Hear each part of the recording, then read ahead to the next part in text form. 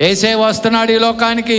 వచ్చినప్పుడు సజీవులుగా లేపబడాలి. సజీవులుగా లేపబడి ప్రభుతో మనం ఉండాలి. అందుకే ఆ సజీవుడైన వాడిని మనం ఆరాధిస్తున్నాం. ప్రభు అయిన క్రీస్తు శరీరకంగా మృతి పొంది ఆత్మీయంగా తిరిగి లేచాడు, మనందరినీ తిరిగి లేపడానికి. మరణపు ముళ్ళు విడిచాడు. పాతాళ లోక అధికారము ఆ తాళపు చెవులని స్వాధీనపరుచుకున్నాడు.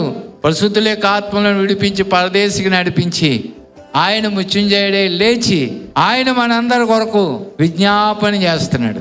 ఆ సజీవుడైన వాడిని నువ్వు ఆరాధించాలి. ఆయన బొమ్మ కాదు, రాయ కాదు, కర్ర కాదు, కొయ్య కాదు, సజీవుడు, జీవం కలిగిన వాడు. నిన్న నేడు నిరంతరం ఏకరీతిగా ఉన్న దేవుని మనం ఆరాధిస్తున్నాం. మానవుడు ఎంత కష్టపడినా ఏం చేసినా దేవుడు తోడు రాకపోతే నీదేది అభివృద్ధిలోకి రాదు, అలాగే దిగజారిపోదు. అందుకే దేవుడు నీకు తోడు రావాలి అంటే దేవుని సన్నిధికి వచ్చి నువ్వు ఆరాధించాలి. పునరుద్ధానుడైన ప్రభుని ఆరాధించడం. ఆయన సజీవుడిగా లేచాడు నీ కోసం, నిన్ను కూడా సజీవులుగా లేపడానికి, నిన్ను కూడా ఆయన రాజ్యంలో సజీవులుగా నిలబెట్టడానికి. అందుకే ప్రభు మన కొరకు మరణించి 3వ దినాన్ని లేచి సజీవుడిగా లేచాడు. అందుకే నువ్వు ప్రతి ఒక్కరూ ఆరాధన చేయాలి, నీ పనులన్నీ కట్టేయాలి. ఆయన పునరుద్ధానుడై లేచాడంటే మరి నీ కోసం ఎంత త్యాగం చేశాడు ఆయన. ఎన్ని ఎదురొచ్చినా నేను దేవుణ్ణి ఆరాధించాలి, దేవుని కొరకు నేను జీవిస్తాను.